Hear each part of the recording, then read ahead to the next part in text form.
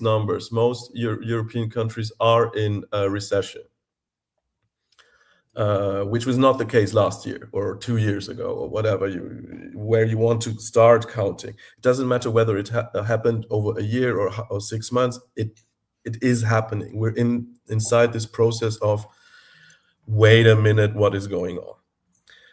And the normie, so to say, waking up. And that is a relatively recent phenomenon in Europe, as far as I can tell. Fascinating. Okay. Yeah. You know, we are liking our Belgium gold like beer, but real money is still very important. Duvel. Yeah, of course. Duvel. The best. Gabriel, Duvel, Gabriel, Duvel. Come. He's like a dog. He's attracted to Duvel, Gabriel. Yes. Yeah, but no, it's. I mean, you know. So the Belgians know what time it is. They have a little bit of realism because they have a little bit of skin in the game. People that have less skin in the game are more about like, yeah, go get them, screw them. And when you read some of these interviews and you read some of these statements, you run into constantly people that seem like they are fully and totally just like what like mainlining the propaganda, where they're like, well, I mean, once Ukraine beats Russia and Russia loses the war, and then they have to sign these surrender terms and agreements, then of course we're going to be able to do whatever the heck we want with this funds. Like, that's kind of how they approach it, where it's like, whoa, what alternative reality are you living in? Even Donald Trump has started to wake up and go like, yeah, you know what, this is not going to go well. We should start thinking about winding this whole thing down. And then you look at these people, and it's like the General Jack Keynes or something. It's like they're still living in 2022, like second month of the war, something like this. But thinking. But I mean, real quick, Jack Keane is not a policymaker. He's a joke, and everyone knows that the Europeans are delusional and, for the most part, a joke. I mean, they're not relevant to the negotiations, and that's been made obvious since probably Alaska. It's between Russia, the United States, and some part of Ukraine, I guess, whatever. Yeah, they're struggling to seem relevant about the. No, they're not relevant. That's why they've been shut out of the process totally. That's why when they tried that additional revising of the 28 points, they got shot down and they got embarrassed. And that's another thing that some European intellectuals are finally realizing, or finally publicly saying so. A famous German intellectual who used to be more or less mainstream is saying exactly this: the Europeans are not at the table. But the political class still pretends that Europe has something to say, that we're important. But that's only the political class. Even our famous public intellectuals are now realizing, oh shit, no, it's. And then, I mean, think about it here. The United States media, they hate Trump, so of course they're going to push this, whatever von der Leyen says, because they always think that Europe's still against Trump, so they like Europe. So whatever these people say over there at the Brussels or wherever, they play it out. But here, and people that pay attention know. I mean, it's been pretty clear for a while. They're not at the table. I think the serious parties realized a long time ago they don't have anything serious to bring to the table, so there's no reason for them to be there unless you just want to muck up negotiations and have the war continue. Which is what they want to do. Yeah, well, you can do that by just not having them there and let the war continue too. So you can have that by not letting them there and just pull all your ISR. It'll wrap up. Like Vladimir Putin. I mean, they're not at the table. And like you said, or like Dory said, what those guys were saying, they're pretending they're still there and they're loud and they have media to project their, what they're claiming. And that's why it sounds like they have some kind of say or they have power still. Yeah, but average European people are not watching these media anymore. They don't believe the politicians anymore. The politicians in power, those you see in the media. That's the thing. People don't believe the faces on TV, and people don't watch TV anymore. Of course, I'm not talking about your average 60-plus-year-old people, but still, the proportion of people who still believe your mainstream or public TV news is shrinking. And would you say it shrunk during this war? It's busy shrinking, and you need to understand two things, Bradley, and you're going to understand me directly in the first one. Money. What there's a normal person sensitive to is money, his own money. If you start to touch your money, you're going to be angry. Everybody. If I'm going to say to you, Bradley, you need to give me 5K, you're going to say, what? I'm going to say, you're going to steal you 5K. You're going to say, what? I'm going to be very angry for that because I am busy stealing you 5K. It's very sensitive for you. Losing 5K for you, for everybody, it's a hard thing to eat. Mm-hmm. The other thing with the propaganda that's happening in the Western Europe, it's became too stupid. And one word for it is calling Russophrenia. And I say that before. You first say to everybody that Russia has nothing anymore, that they're going to lose the war, they don't have money anymore. And suddenly now you're going to say, like Rutte said this week, in 5 years' time, Russia is going to invade us. They're going to be powerful enough to invade us in 5 years' time. But who are you busy laughing? Or people are so stupid to believe all that bullshit? No. The Russians are the Schrodinger Slavs. So suddenly, in 5 years' time, they're going to rebuild their army, they're going to be powerful, and they're still losing very badly in Ukraine, and they don't have rockets anymore. They need to use microchips for washing machines and shovels to fight. But Mr. Lambo, you know that's an excuse, right? You know that that's bullshit. I know, but people trapped in that in the beginning. And saying they're going to invade Ukraine in 2 weeks' time. You have to be really angry because that's how stupid they think you are. And also Dory, by the way. That's how stupid they think you are. Just read comment section on politic news and any country, I don't care. If they start to talk about Ukraine, how many people are falling in the trap of the propaganda? It's crazy. Well, but even a journalist went to Ukraine, did his interview in Belgium, I said, you need to understand how bad it is that Russia is attacking a European capital, calling Kiev. I'm like, since when is Kiev European capital of a European country? Since when is Kiev European more than Eurosong Vision Festival? Since when is Kiev European? What are you busy saying, my dudes? You know what I mean? Why are you saying that Kiev is the European capital of those guys are practically Mongols. It's fucking nuts. And they're saying that on the television. France has the best one, LCE. The biggest bullshit panels you're going to hear about propaganda is on LCE in France. Fucking disgusting. Oh, they're lying. They're saying everything that Ukrainians say on Telegram, all that shit. France, there's a current thing in France. So somewhere in roughly southern France, a farmer, a cow farmer, he had to kill 200 plus of his cows because one was infected, and EU laws say he has to kill the whole herd. The whole herd. But the thing is, this particular disease is A, not dangerous for humans, B, could be dealt with just by isolating the sick cow and then wait, just wait for it to get better.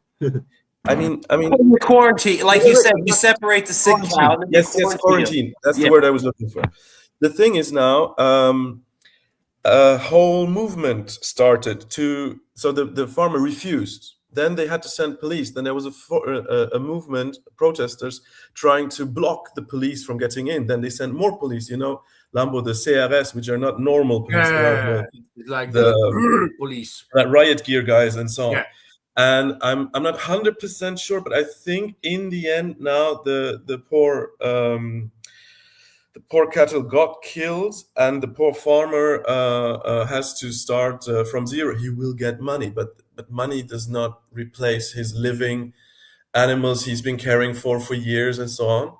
And this triggered a new awakening of the farmers in France, which are already pissed off, have been pissed off for years, have already mobilized against the government several times. Oh yeah. So the tractors on Paris and the tractors to Élysée might see a revival, but this time more non-farmer kind of organizations joined. So maybe it's already over. Maybe it was just another flash in the pan, but it looked different from your typical farmers' revolt. It looked like the beginning of something bigger. And of course, the anti-EU, anti-Macron parties and political movements, they were all on the side of the farmers. Oh, yeah. And some of the media were trying to defend the government, but then again, you have the whole alternative media space, French-speaking, they were all making fun of the mainstream media, making fun of the government, who says, "Ooh, these cows are so dangerous. That's why we need to send hundreds of riot police to kill a few cows."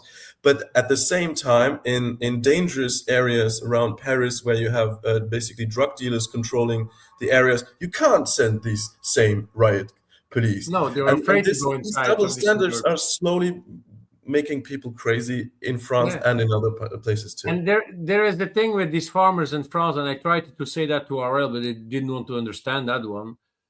Farmers in France are a special breed. I mean by that, these are really hardcore, busy with their jobs. And France is like they're doing competition to have the best cheese, to have the best cow breed.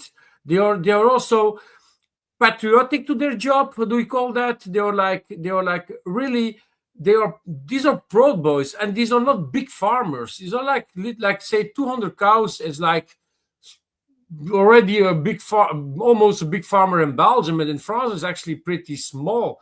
And these farmers are making their life in it to make the best type of cow, for the best type of meat, for the best type of milk, for the best type of cheese. You're competing against each other in that. And you're saying these cows are an emotional investment for the farmers as well. Oh, 100%. Absolutely. 100%. Yes. These guys are living old school, using the old tactics to grow these cows. It's crazy. You go to every town in France is like in Belgium. Every town in Belgium have its own beers. Don't mess with the cheese.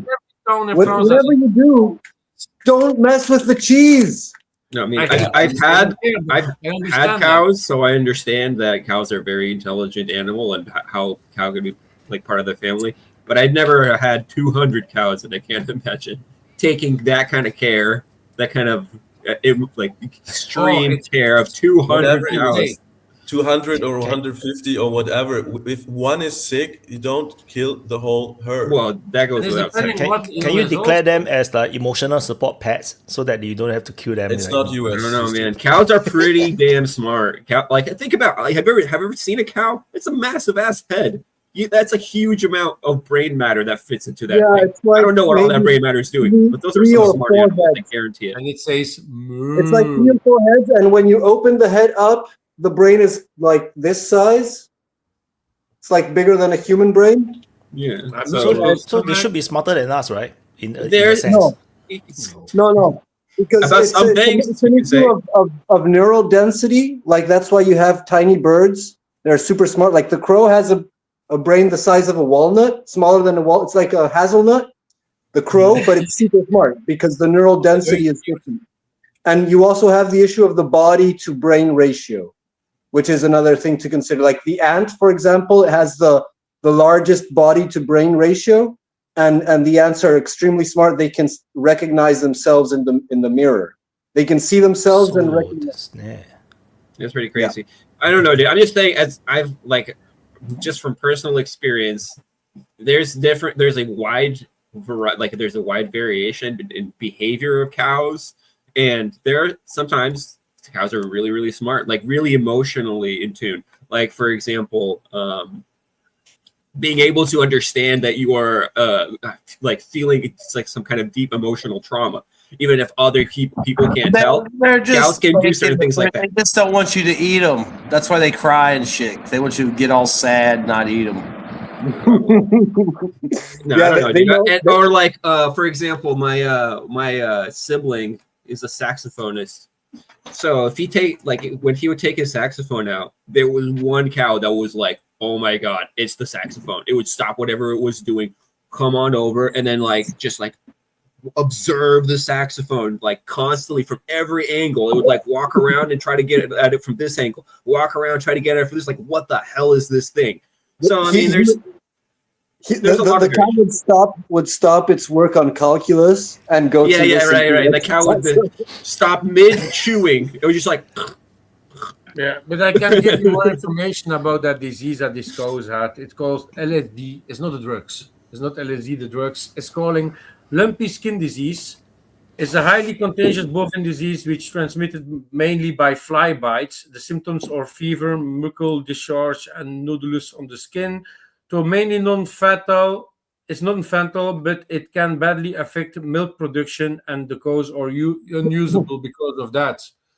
You say fatal. It's not even life-threatening for humans, so it's actually bullshit why you're killing these cows. Yeah, it's not like how do you call that? The disease that the birds and chickens have. Bird flu or something. Bird flu, something like very bad thing.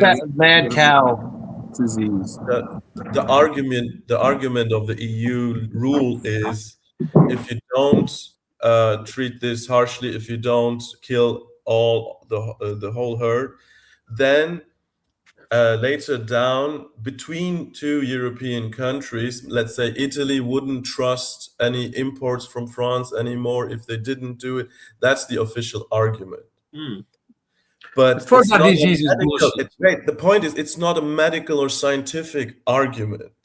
It's a legal, commercial law, commercial issues argument. That's the worst part. They're not only ignoring the farmer's perspective, they're even ignoring the veterinarian's perspective. It's a purely commercial law thing. Exactly. Yeah, I mean, sometimes you'll have this like government bodies step in and they get really paranoid. Part of it is, a concern that what if the virus or disease or whatever kid learns to jump from the thing to a human, or it learns to, adapts and in such a way that that was not predictable. So like they'll go ham bone like this sometimes where it doesn't seem to make sense. But those arguments, their logical conclusion is to exterminate life on Earth. Because the viral charge, or the biomass of microbes on every single individual is massive, and at any moment, any one of those specimens can mutate into a life-threatening disease, and so on and so forth. It's ridiculous. It's super ridiculous. It makes no sense. To any understanding of like biology or medicine, for that matter. Yeah, I mean, I'm not a biologist, but that's kind of the version that I've been led to understand. But yeah, I mean, I don't know. I think that there was also this outcry when there were these ostriches that were being executed in Canada. A similar thing where there was this Save Our Ostriches like campaign, and it went like viral on the internet, and up to the point where they were like already preparing the area where they were going to cull the ostriches, and they was still like getting live updates. So like that's where they're going to go cull them. And the ostriches did get killed, but it caused massive public outcry. And the last time the Europeans were all upset about their farming situation, we remember that there were all those protests. So that could still be under the, like Dory was saying, could still be under the surface. Yeah. Are we done with Europe and cows? I just want to add one more about the saxophone, right? There is a lot of videos of those cows enjoying music, right? There are play music to the cows, and all the cows will just come over and then they will just listen to the music. A lot of viral videos on that. It's really interesting. Yeah. So, I mean, I've not seen those videos, but I've seen that happen in real life. Producing more milk when they listen to Mozart. The premium Wagyu meat, like level 12 and stuff like that. They have like music played for them, and they massage. So like if you want the premium, best, highest quality meat, you sort of give that type of treatment to cows. That's like the most expensive piece of beef is Japanese. I think the meat is Japanese, and these cows are like they're getting manicure, they're getting everything to be treated as best as possible, and it's affected the quality of the meat very hard. So it makes it very expensive. Wyatt, did you eat maybe? We need to make the cows listen to DPA open mic, like non-stop, like Geopolitical cows, and they just listen. No, you Dracu's and then we're gonna eat it. We're gonna eat it. Wyatt, if you're going to make it listen to Dracu's music, they're going to turn to vampires. No, he's gonna listen to Wayne's advice, about the world. Oh yeah. These are going to become very, very educated geopolitical cows. The meat is going to taste really bad. Ew, this meat tastes like old boomer and their stupid opinions. How did this happen? Oh, it's been listening to Wayne. Okay, sorry, Dory. We should change topic. No, sorry.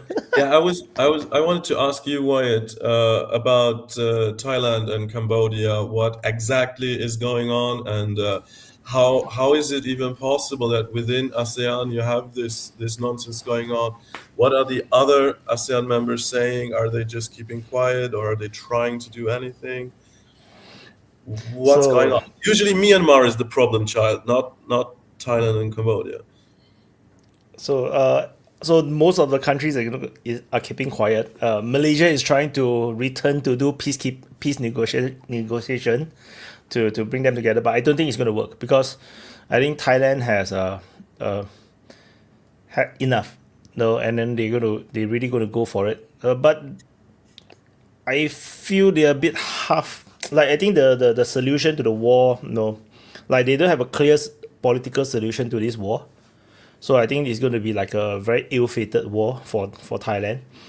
So the official the official reasons is that from the Thai side is the Cambodians has been returning and encroaching back into the Thai territory, and they're planting landmines again, and people died. There's at least one soldier died, and due to the landmines and others injured. And there's claims of shelling. Then after that, the Thai side just decided had enough, and they just went for it. And this is very interesting timing because we are now in the middle of the Southeast Asia Games. So we have a SEA Games, which is like the Olympics but for Southeast Asia. So that is currently ongoing in Thailand. And then at the same time, in the middle of the war, like 3 days into it, suddenly Thailand decided that suddenly we feel like we need to have an election. So then they call for election. So it's like everything at once. Like, why don't you also do some space travel and decide to build? I don't know, like what's wrong with Thailand? So Cambodia is pretending to be innocent. Like Cambodia is like, what the hell happened? I'm innocent, It's like, what the fuck? Why they attacked us? No, that's Cambodian position. So, but in reality, I think the war is much deeper than that. I spent a bit on my point in the beginning of the open mic, but I repeat again. So I think it's much deeper than that. I think it's a geopolitical battle. Like there is a heavy geopolitical aspect into it. Cambodia is deeply now under the influence of China. And China have dumped a lot of money into Cambodia. They have invested in it. They have a naval base somewhat in Cambodia as well. And there is a lot of Chinese investment into Cambodia. So they built a lot of casino. A lot of China people go to Cambodia to to gamble, to play women, to have their holidays. And Cambodia also become a scam center. So a lot of the scam call centers are now in Cambodia. I think they probably is the number one country for it right now in the region.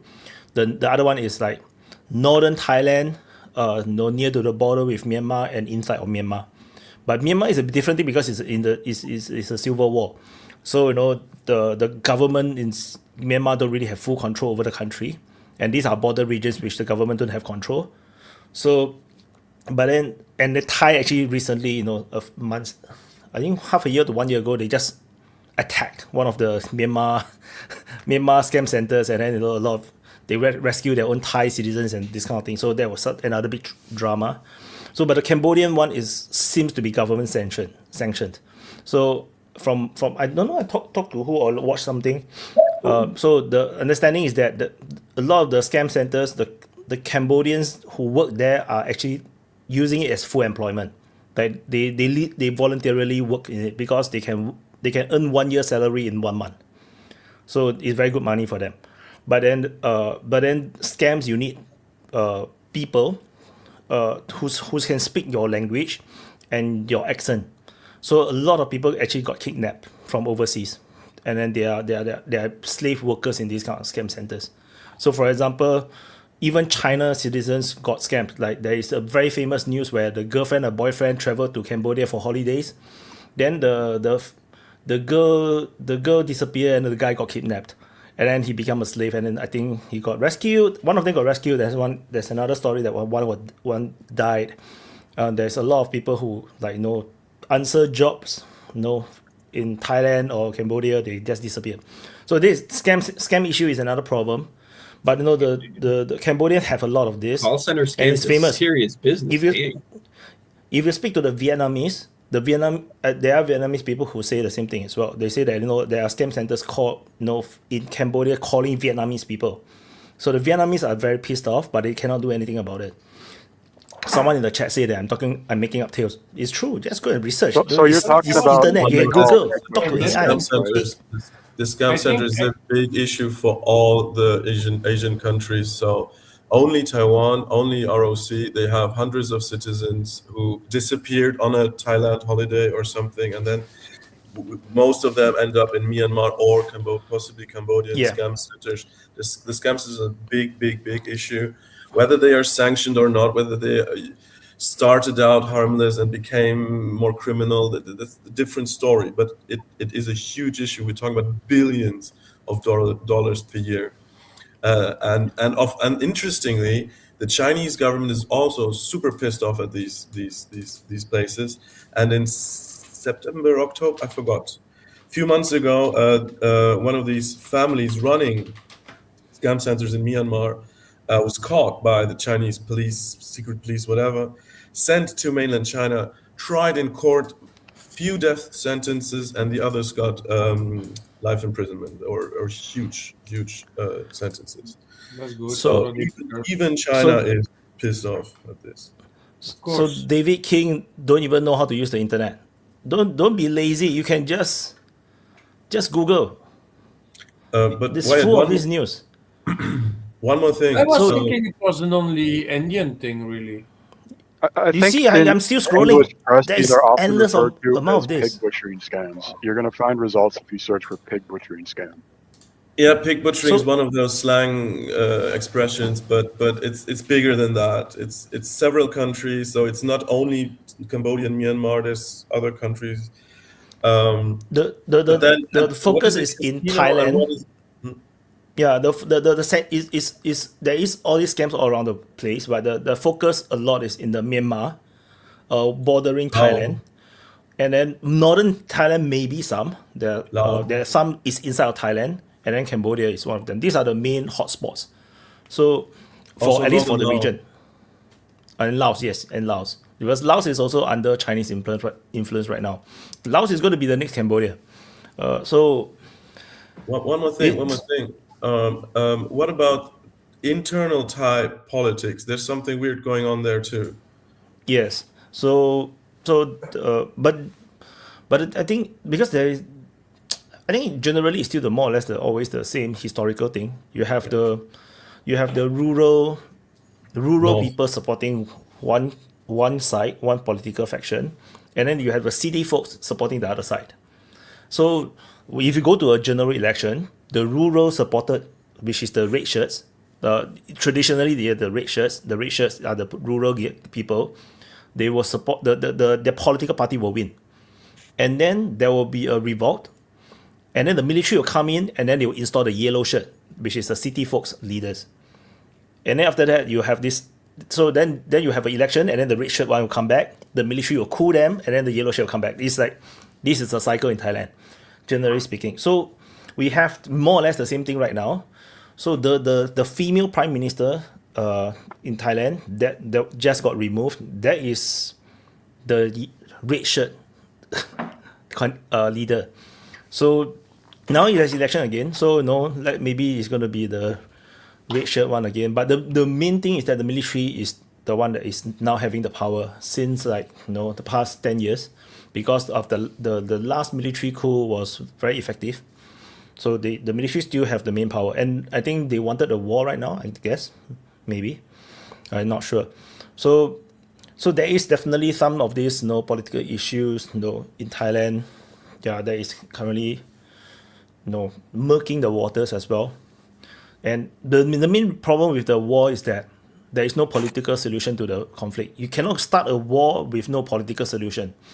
And if the statement comes out is that we're going to destroy Cambodia's military, how are you going to do that? You're going to conquer the whole country in order to do that. But you look at the conflict right now, they didn't really go deep. It's not a full-fledged war. And if that's the case, then what will happen is that you are just going to create a generation of Cambodians that is going to be to have hatred for Thais. Then that means Southeast Asia politics or geopolitics is going to fracture, and it's going to be difficult to repair. So this is a big problem, and this is something that China is very happy to have, because ASEAN unity is a problem for China. They need ASEAN to break up. So and we already seen this problem years ago, when for the first time in ASEAN history we are unable to come up with a collective statement, because Cambodia and Laos was refused to sign it. So because of South China Sea, because we want to put out a statement about South China Sea should remain like an open waters for international water, and I think they blocked it. So yeah, so like I said, it's a geopolitical issues, and they are striking a lot of the casinos, because the casinos are where Cambodia earn a lot of money, all this gambling money and everything. Yeah, so I think that's why they are hitting it. And I think an important thing is that the casinos are next to Thailand. There's a reason why it's next to Thailand.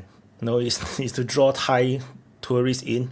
So Thai money is also getting siphoned into Cambodia. So we don't know where the money goes after they spend it in casino or women. Maybe it goes back to China. Maybe it goes to the oligarchs or the leadership. Who knows? So we don't know what's the current what's the undercurrent behind that. So. And just now someone in the chat asked, am I saying that don't go to Cambodia? No, you can go to Cambodia for holidays. Not now. Now it's war, but in peacetime, yeah, you can go to Cambodia. Very cheap food. You have casinos. You have if you are into sex tourism, if you go to if you have a holiday in Cambodia, don't forget to. You can have a harem. You can have I don't know. I was willing to say, because it need to be funny to have like a big war between Thailand and Cambodia, because after a while they're going to need more soldiers. So you're going to have a front line full of ladyboys on the Thai side. Very funny. Ladyboys is a very small population in Thailand. It's very small. It's like a dispute between two whorehouses, basically. Like the two neighboring could be Thailand could be just pissed off that all the tourists, instead of going to Thailand, go to Cambodia. No, maybe that's the reason of the war. All the prostitutes in Thailand are angry at Cambodia because they're stealing all their johns. So if you want clean family fun with beautiful scenery, with to look at the ocean, the mountains and jungles and the forests, you can go to Vietnam. But if you want the vices, you go to Cambodia. Nobody goes to Thailand anymore. People used to go to Thailand for both. So Interesting theory.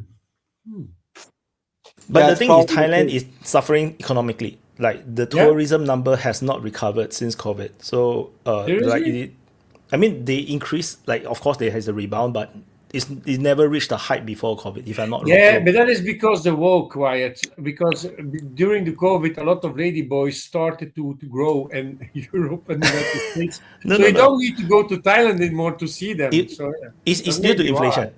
The reason is actually inflation, because people calculated and realized that it's cheaper to go to Vietnam. So that's the main reason. And Vietnam is a lot more family friendly. Generally speaking, so a lot of people chose to, instead of going to Thailand, yeah, Vietnam, communism. See, traditional values, family structure. If you get a whore, you know that it's a woman. You don't get surprises. You must know where to find. They still exist in Vietnam. You just need to know where. No, that's the thing. Those are not real communists. Those whores are what we call them. Those prostitutes are the bourgeois. No one are real communists. Come on, there's no real communists in this world. It's all bullshit. Real communism. Real communism, no real capitalism like either. Free market is that which exists. Okay, so like the real thing isn't the pure ideology, detached from the vices of the worldly. It's actually what it is. the real ideology is when it's applied. So until it's applied, it's just an idea. It's in the air. And so, like, there's never been such a thing as a free market. But what is the free market is those nations that call themselves free market nations and that apply it in so far as they do. But there's always restrictions. There's always some level of protectionism. There's always some control, because if not, it's just anarchy. And so this idea that true capitalism has never been tried before. No, there's an existing capitalism, there's an existing communism, and it's what you see as it is. That's what is achieved. All I want to say is that when people say like communism has never been tried, the idea that communism is a fixed thing and that it doesn't evolve, I think both capitalism and like the Marxist inspired communism both evolve over time and fundamentally change their own rules. So I mean, yeah, that's exactly what I'm saying. There's the real existing idea, like how it actually exists, and then there's like this nebulous idea, the pure Platonic ideal of the ideology, which doesn't exist. So you have the real thing, the existing communism, existing capitalism, and so on and so forth.